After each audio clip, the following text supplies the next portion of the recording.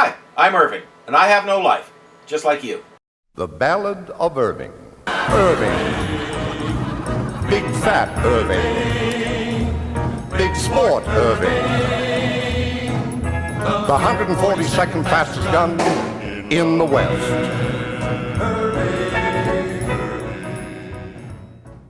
This game says it picks up where the first one left off, but during the opening scene, we're told it's 5 years later. Over the credits, we get various images and sound bites from the first game. But then, we see a scene in Moscow with a monument to Imran Zakhaev, the guy we tracked down and killed in the first game. I don't know why, I'm not surprised. People are crazy. Anyway, we move on to the tutorial.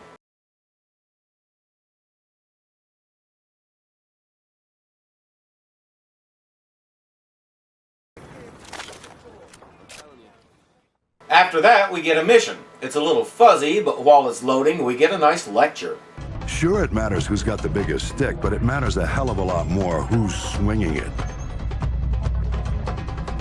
This is a time for heroes, a time for legends. History is written by the victors.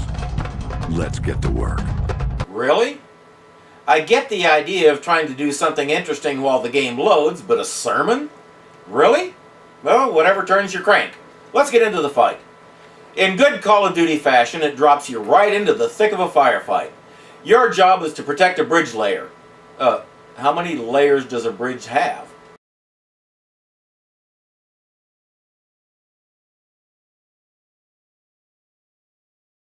Oh, a thing that lays a bridge. No. Make your own joke. As you jump into the fray, you discover that your weapon also has a grenade launcher. 2 F-15s, time on station 15 mics, holding at 3 Sierra Northwest, holding area knife, carrying 2 J...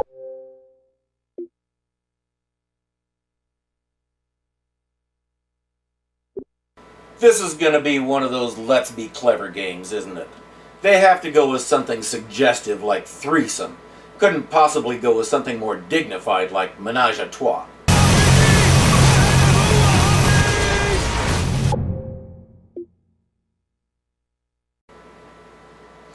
Let's keep going. As you saw, the grenade launcher sight isn't bad. It only took me a couple of shots to figure out how to range find with it, and it's got a pretty good reach. Nicely done. What the? This is your health system. For some reason, instead of just having the screen turn colors or something, we get this stuff splattered all over the lens and you have to take cover until it goes away. I don't know whose idea this was, but... What the? Seriously, Nitpick? Look what you did! Oh, sorry. Oh, I need something to... Ah, there.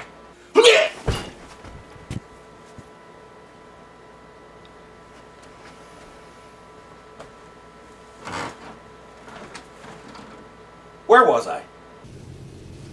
All right, now we're in Call of Duty territory.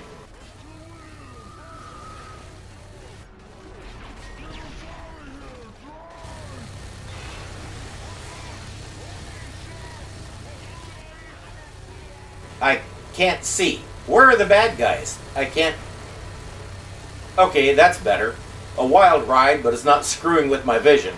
Wait, yes it is. Between the smoke and the flashes from the barrel and the crazy driving, I have no idea what's going on. Oh, for... This crap again? I get the color change, it's an easy way to have a health system, but what's with the splattering day-old ketchup on my face? You may as well get used to that.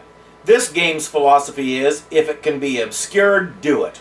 We want the player to see as little as possible at any given moment.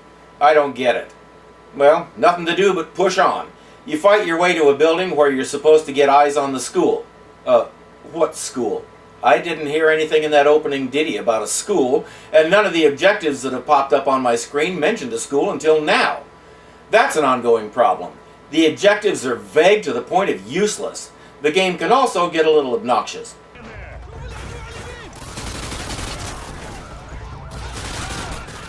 No need for a flashbang, I'm taking them down already. This game really wants me to throw a flashbang. Fine, here's your stupid flashbang. Are you happy now? Oh, goody. When that's not happening, somebody's always screaming at you, telling you what to do. Okay, I'll shoot the targets with my rifle. I'll bet the targets are terrorists, so let's fill them with bullets. That's enough of that.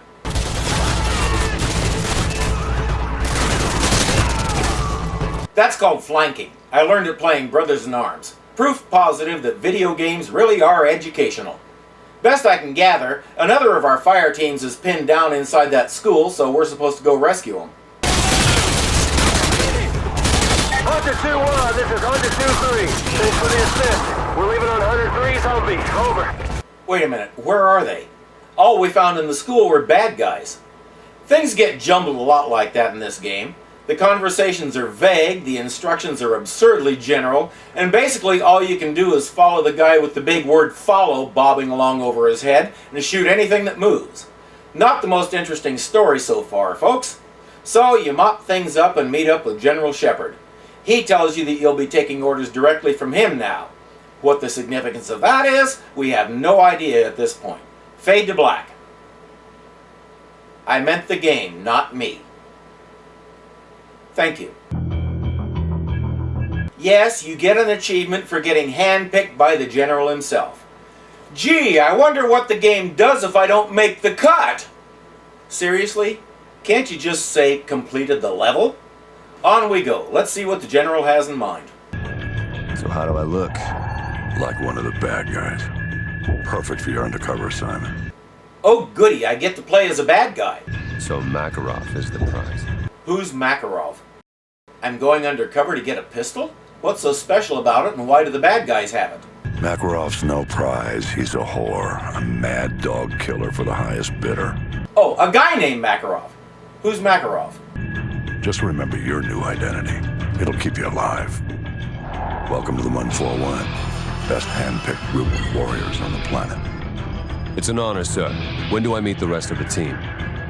They're on a mission recovering a downed ACS module behind enemy lines. Their feet wet?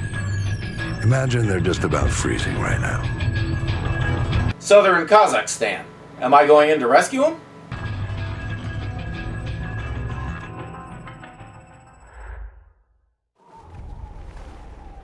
And suddenly I'm there. I thought the General said I looked like one of the bad guys, but my real disguise is another member of the team. Wait, what? Modern Warfare likes to do this. Show off some fancy graphics and then switch characters on you. From Private Allen in Afghanistan to Sergeant Roach Sanderson in Kazakhstan. I'm Irving and I'm here in Befuddlestan. So now we're on a ledge in a mountain range in the middle of Asia with our old friend Soap. He's a captain now, so he's done pretty well for himself. Well, lead on, Captain McTavish. Alright, the ice is good. Follow me. How do I...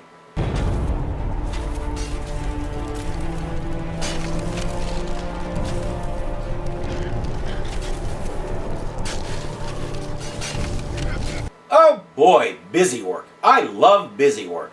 Right trigger, left trigger, so on and so on.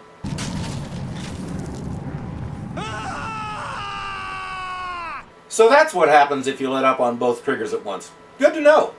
You get to the top and then what?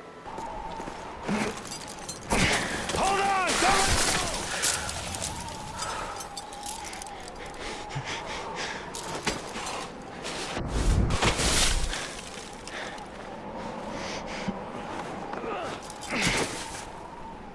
So wait a second.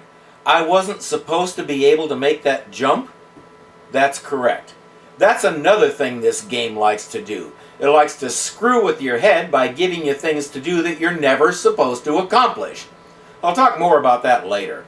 A little more busy work and you get to the top, where you learn that you have a nifty new gadget. Roach, check your heartbeat sensor. You should be able to see me on the scope. That blue dot is me.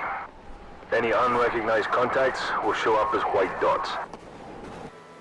Unrecognized contacts. And how does it recognize someone? Is there a database in it? Does it do face recognition? Or is it just magic like Master Chief's motion sensor and instinctively knows the good guys from the bad guys? Whatever the answer, off you go. You use a variety of stealth techniques to make your way onto this base, which is apparently where the Russians, I guess, are keeping the ACS module, whatever that is. You discover that at least one of the guards is named Achilles. Not bad. If you didn't get that reference, shame on you. Haven't you seen Troy? You make your way to a fueling station at the end of a runway, so this is an air base of some kind, I guess. Then meet Soap in a hangar where they're keeping the satellite. What satellite? The one that had the ACS module that we're after. Duh! Don't you know what an ACS module is? Me neither. But you've got it. You've managed to sneak onto this base, make your way to the objective, and get this thing without being spotted. All that's left is to make a clean exit. Low profile and hold your fire.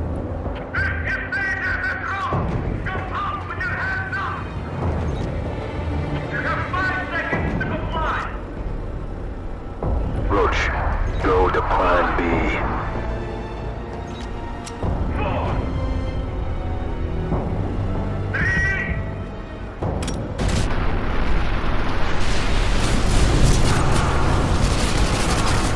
What did you expect? It's Call of Duty, not Splinter Cell.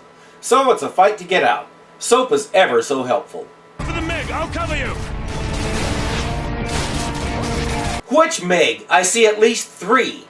But that's how this game goes, so get used to vague instructions that nag you like your mother never dreamed of.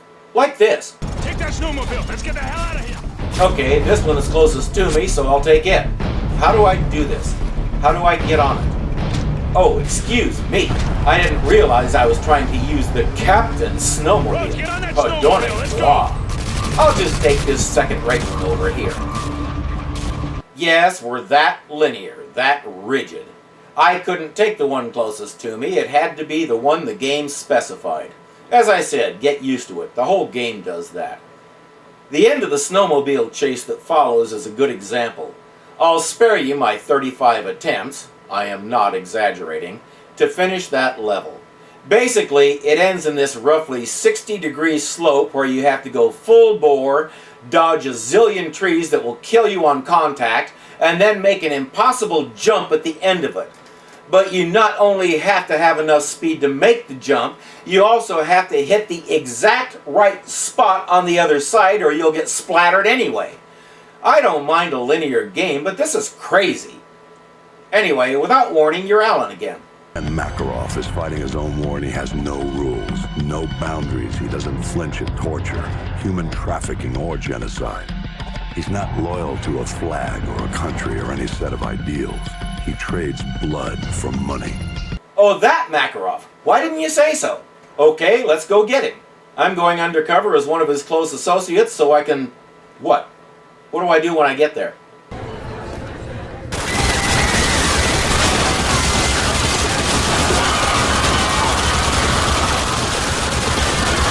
Seriously? This is what I'm there for? To help him slaughter people in a Moscow airport?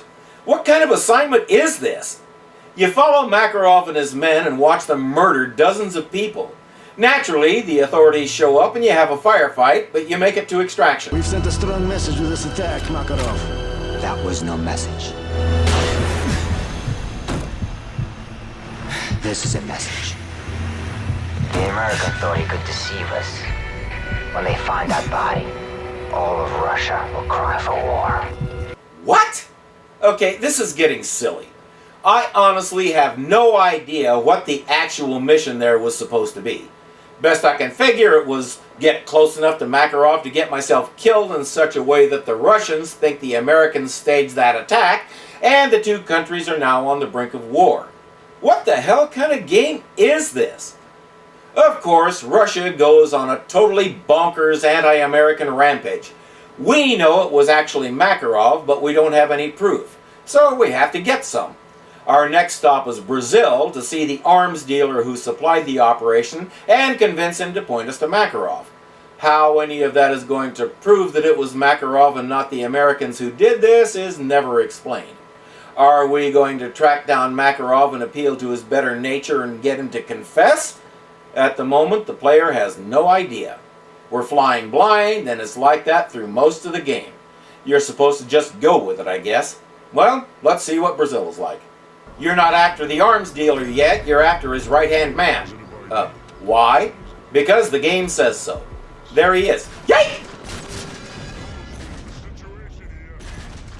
So it's out of the car and after him on foot. Take the shot. Okay, we got him. Now what? Roach, this is gonna take some time. Go with Meat and Royce and check out the favela for any signs of Rojas. That's where this guy is headed. So why didn't we just follow him and wait for him to make contact with Rojas instead of doing this? Anyway, we'll take Meat, let me guess, his first name is Dead, and the other guy and go over to the favela real quiet-like and scout the place for Rojas. Me, get these civvies out of here. Roger that. Este lugar não me seguro! Não me estoque, brother! Or we'll go barreling in like a rhinoceros on PCP and start a huge panic. That'll help us find him. Naturally, a Kabylian militia show up to engage us in the firefight. We engage enemy militia at the lower village. Roach, I'm with you.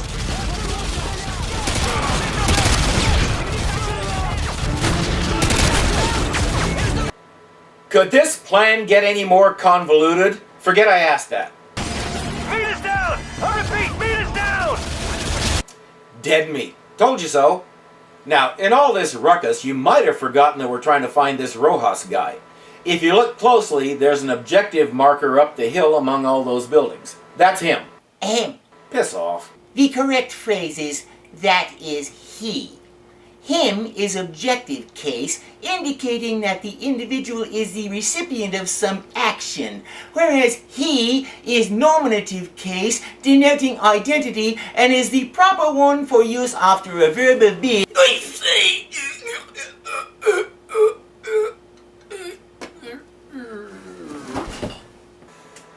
I know. Language specialist, remember? Where was I? Oh, right.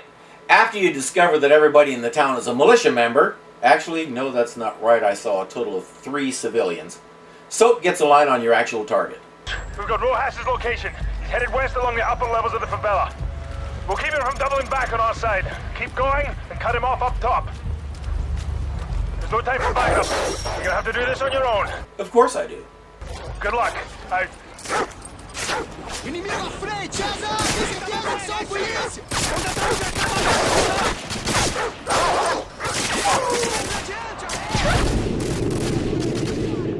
That was certainly effective.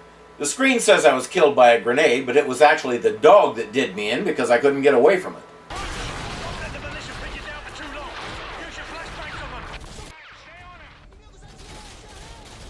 As you move forward, more and more bad guys just keep coming while Soap is screaming some gibberish in your ear about where Rojas is. As if you have time to give a hoot. The worst part, again, is the red goobers all over the screen so you can't tell what's going on. Incidentally, that was the 3rd time I heard that line about using flashbangs. Like I said, it nags you, and nags you, and nags you, and nags you. After a while, it all starts to sound alike. You're a genius, man. Through this whole level, when you're looking in Rojas' direction, there's a tag over him that says capture. So the objective is to capture him, right? Away! No, he's not. Front runner, this is Bravo 6. We've got the package. I repeat, we have got the package. Wrong. This is yet another objective that you actually never get to complete. As you're about to catch up with him, we get a quasi-cut scene and Soap takes him down while you stand there and watch. What is this? This thing keeps giving you objectives and then not letting you do them. So basically, it's nothing but free-for-all shoot-'em-up. Granted, the chaotic firefights are a staple of Call of Duty, but there's usually more balance than this. It's like they're just messing with our heads and saying, here's what you do. Ha ha, I fooled you, you can't do it. I don't need that from anybody. Let's keep going, shall we? The level ends with your man Ghost calling for a chopper evac, but then we learn that they're not coming and we're on our own. Of course. And suddenly we're yet another character. Don't worry about Roach, he and the gang are having a couple of beers with the locals while they figure out what to do next. That's my story and I'm sticking to it. Meanwhile, Satellites are reading a whole bunch of invading aircraft heading toward the US, but the folks they're heading for don't see anything on their radar, so we're trying to figure out what kind of computer glitch this is. All too soon we find out. Sierra Delta, repeat. I'm looking at fighter jets over I-95! How the hell did they get through? Stand by, attempting to contact the nearest unit in that sector. The Russians are actually invading the US. Well, everybody likes a big story. Forward into the fray! So we're driving through residential neighborhoods in Virginia, shooting machine guns at paratroopers as they drop into the area. And here comes a tank. At least we shouldn't have to worry about grumpy old men screaming at the soldiers to get off the lawn. Let's do this. As usual, I'm not sure what our ultimate goal is, but we're apparently on our own. Roger that, Overlord. Be advised, we have encountered enemy armor and are proceeding on foot. Over. Overlord copies all. Good luck. Out.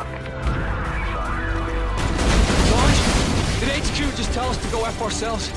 We seem to be on a rescue mission of some kind because we're looking for where Raptor went down. We link up with some other guys, then check out a supply drop on the roof of some diner. Just as we get up there, the Russians attack. Here we have an automated turret to help us defend the place, and we can even move it to different places. Roger. Switch the thermal if you got it.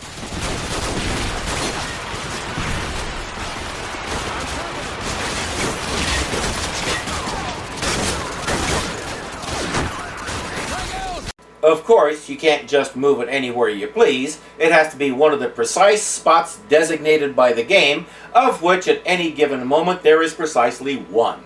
And you have to try to find it. This game is so absurdly tight, I'll bet my character squeaks when he walks.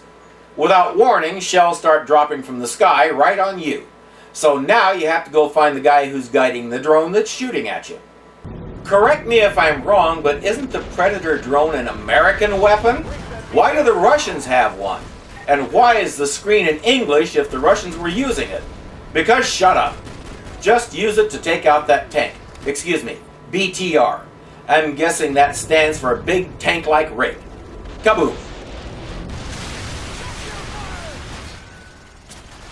So eventually you fight the Russians off and get the all clear. Nice work, team. Regroup over here. Excuse me? Where'd those guys come from? The call to regroup is supposed to mean all enemies have been eliminated. What is this? It's one more example of how sloppily done this game is, that's what. I find it hard to believe any quality control was done on this thing at all. Your people need to move this Raptor person, who we learn is a VIP, to a more secure location, and it's up to you to clear the place out. As quick as you do when they get him into a nice, well-protected meat locker, you hear about enemy helicopters coming in. Guess who has to take them down?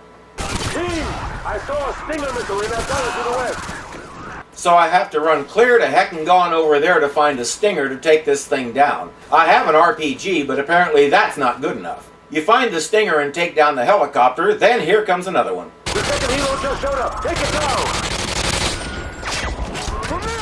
There's one by the cop Team, car. I saw a couple of Stingers on the roof of Nace. Because we just drop our crap wherever we bloomin' well feel like it. That's the American way.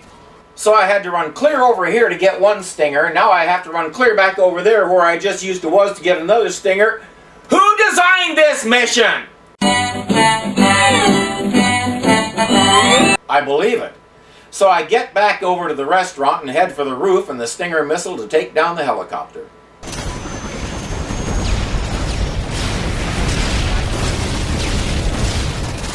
Objective completed? What about the helicopter? I didn't shoot it down yet. The convoy is here. What happened to the helicopter? Somehow just getting to the roof made it disappear and made our convoy appear, so now it's time to go, even though the Stinger is still up there glowing like a light bulb to tell me to pick it up. And what in the name of common sense is going on here? Did somebody else grab a Stinger and take it down? I didn't hear anything. So what was the point of all that? That's not a glitch. That's a slap in the face. I really don't get this.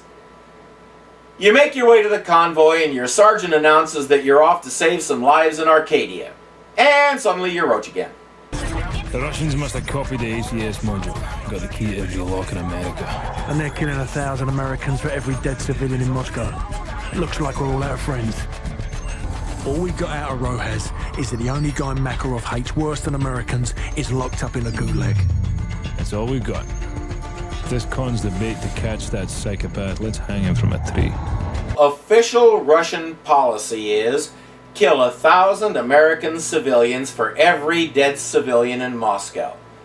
And the military is going along with this to the point of finding a way to cripple our electronic defenses and invade the country, driving through residential neighborhoods in a tank, firing the cannon in random directions. I'm sorry, but I cannot suspend disbelief. Even during the darkest moments of the Cold War, and I was there for most of them, nobody ever thought of the Russians as that brutal. Ruthless, maybe. Pragmatic, definitely.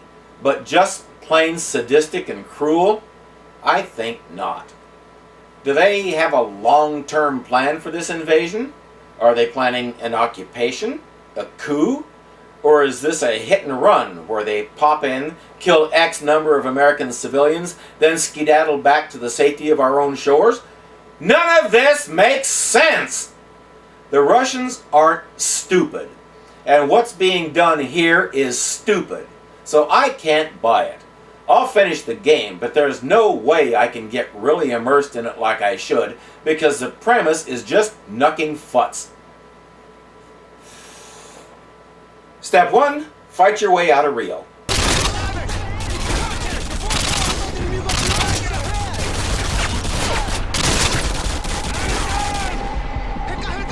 Hey, they could have been militia in disguise, you never know. Basically, getting out of Rio means fighting your way to Nikolai's chopper. Go, go! Punch! What's the holdup? Let's go!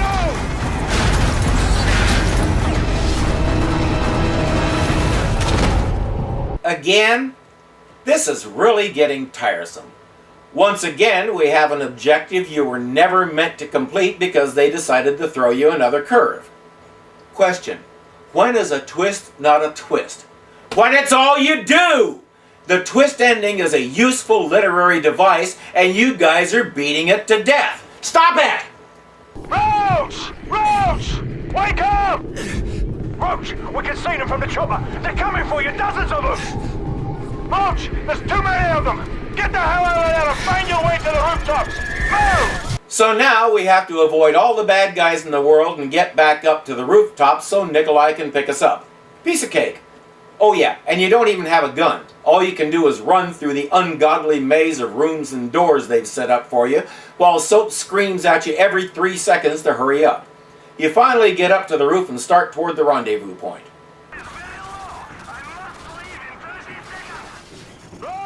Okay, where is it? Nikolai says I have 30 seconds. Okay, I see the pointer. Over there. Here we go.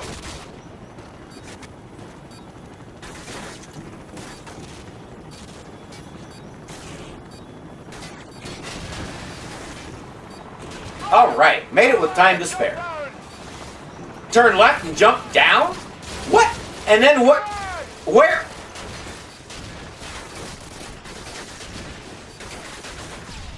Seriously? You take me to that point and it turns out to be a big misdirection. Ha ha, fooled you. It's over here. No, it's not. It's over there. No, it's down there. Guess what? Time's up. You're screwed. Isn't this fun? I'm having so much fun I could just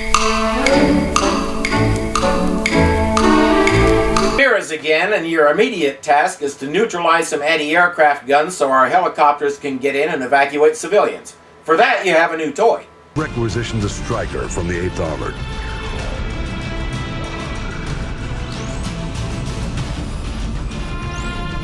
Honey Badger's a mean bitch, sir. She'll walk you in. The Russians are burning through our defenses and our intel. Can't let them take this corner. So I'm gonna get to drive that? Now you're talking. This is 1-2-1 actual. Our evac choppers are taking heavy losses from ground fire. Of course. In true Call of Duty fashion, this thing has armor like Mechagodzilla, is covered in weapons like Talon, and you're supposed to protect it. Of course, every last Russian who's landed on American shores has at least one RPG, maybe more, and enough of those could take out your striker. Never mind that the striker is not only in a better position to spot these guys, but also has vastly superior firepower to deal with them. It's your job to protect the poor little thing in case it gets a nasty old boo-boo. Use your designator. Raise targets for the striker. Flank him through the houses. Go, go, go! Let me get this straight. Until I use a laser designator to tell it where to shoot, this thing can't even fire? Well, let's see what it can do. Badger 1 to Hunter 2. Area suppressed. Did it do something? I didn't hear any particularly loud fire. I didn't see anything explode. I didn't see anything happen. Area suppressed. But as far as I can tell, I did that, not them. So, what good is this thing again? I didn't use it much because best I could tell, I could only paint buildings for it. I couldn't tell it to target guys on foot or a car somebody was hiding behind. Actually, I didn't try that one. But overall, I found it more of a nuisance than anything else, just one more voice rattling around in my virtual head. While all this is going on, the general comes on the line and tells you that you're supposed to divert to a particular address once you're done taking out the anti-aircraft. Wonder what that's all about, and if it might be a plot point. Nah, that's way too far-fetched. Kinda like this. So we're making our way through this town, heading for some anti-aircraft emplacements that are making it hard to evacuate people. To help us with this, we have a tank-like thing called a striker with a Y that can only shoot when I tell it what to shoot at by pointing my laser designator at the target. Use your laser designator to call in artillery on those vehicles. Artillery? But I thought the designator was for the striker. How does the artillery know I'm painting this for them now? Is the striker going to get jealous because I'm painting targets for somebody else? I don't think I want that thing mad at me. Then again, unless I swallow the laser or something, it won't know how to shoot at me. Never mind. Call me the laser designator whore. Coordinates confirmed. Firing. Glenn! Contact at your 9 o'clock! Yeah, I see him.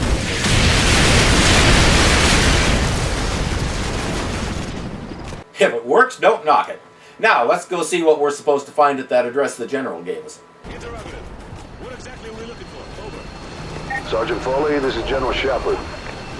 Your objective is to extract a high-value individual from a panic room on the second floor of that house. Yes, sir.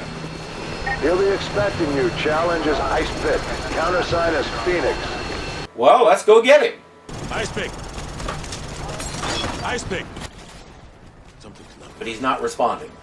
Check the panic room. Move. Let's take a look. Okay, that's not good. Now what?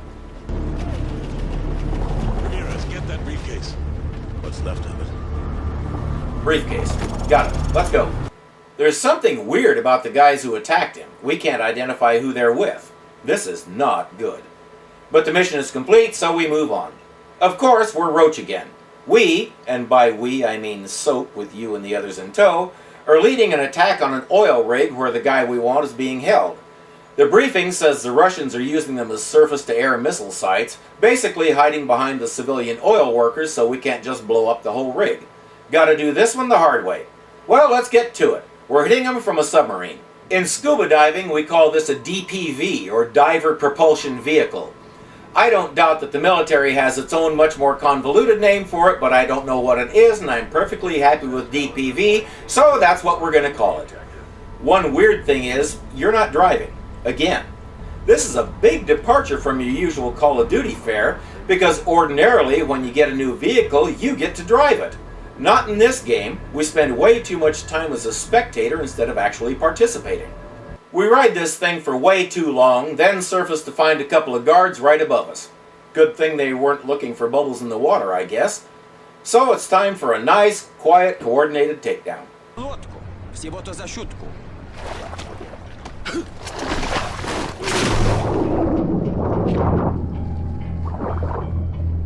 Okay, now what? 6? I thought we were only after one. Oh, just go with it. Incidentally, while we're here, I want to show you something. Take a look at the bottom of the screen. Enemy intel found. Apparently there's 4 hidden bits of intel somewhere in this level and I'm supposed to find them. Question. Excuse me, interrogative. Who has time to look for anything? If I'm supposed to also be on a scavenger hunt, I've got to have a breather now and then so I can search for crap. But this game gives you no time at all to look for anything because half the time there's all the guns in the world shooting at you and the other half of the time you're running like a maniac because you're racing against a clock. So this is one more way the game sets you up to fail. Honestly, it's been a long time since I saw a game that so thoroughly treats the player like an absolute moron.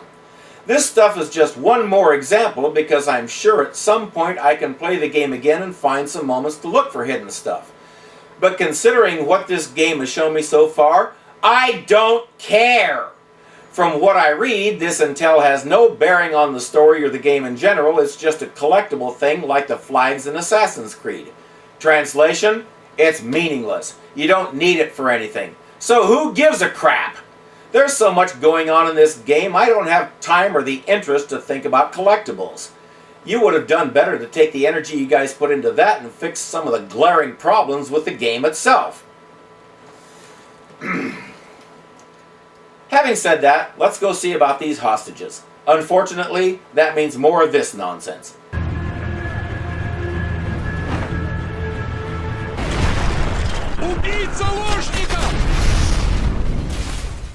Excuse me?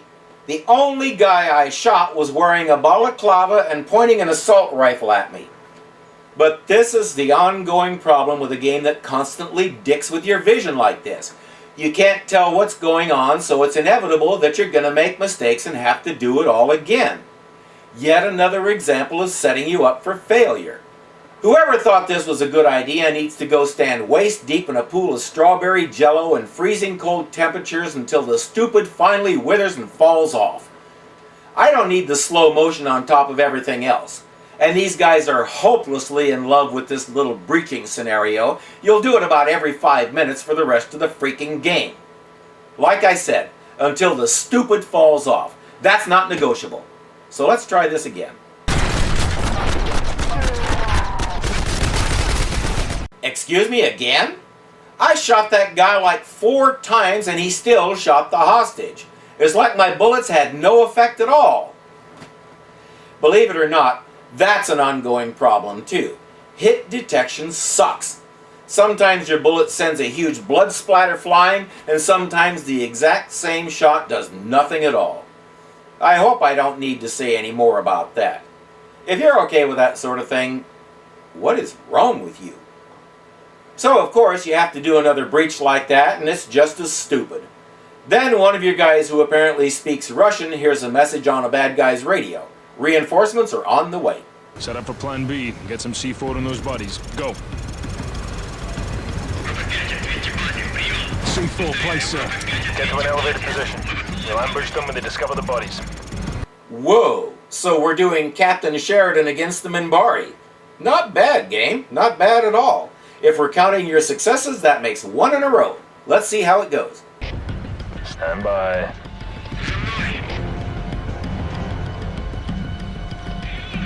Plan B. Do it. Control, this is Hotel 6. Our cover is blown. Copy that. Intel still indicates hostages and possible explosives on the top deck. Aren't we supposed to be looking for a high-value hostage? Whatever happened to that part of the mission? Your team needs to secure that location before we can send in reinforcements to handle the SAM sites. Over. So we need to take the top deck so the Marines can come in and neutralize the SAM sites. And they said something about more hostages, but clearly they're not what's important here. And I guess our high-value hostage just sort of vanished, right? Hotel 6, hostages from lower decks are being extracted by Team 2. Proceed to the top deck ASAP to secure the rest. Over. So we are after the hostages? Make up my mind! We also see way too much of this sort of thing.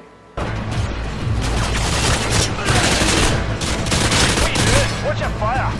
Soap walked right past those 2 bad guys and they flat ignored him because they were focused on me. But they didn't start shooting at me until I was close enough to kiss both of them. And when I did take them out, Soap got after me because he was in the way. I give you the face of modern warfare, ladies and gentlemen. Derp, derp, derp, derp, derp, derp, derp, derp, derp.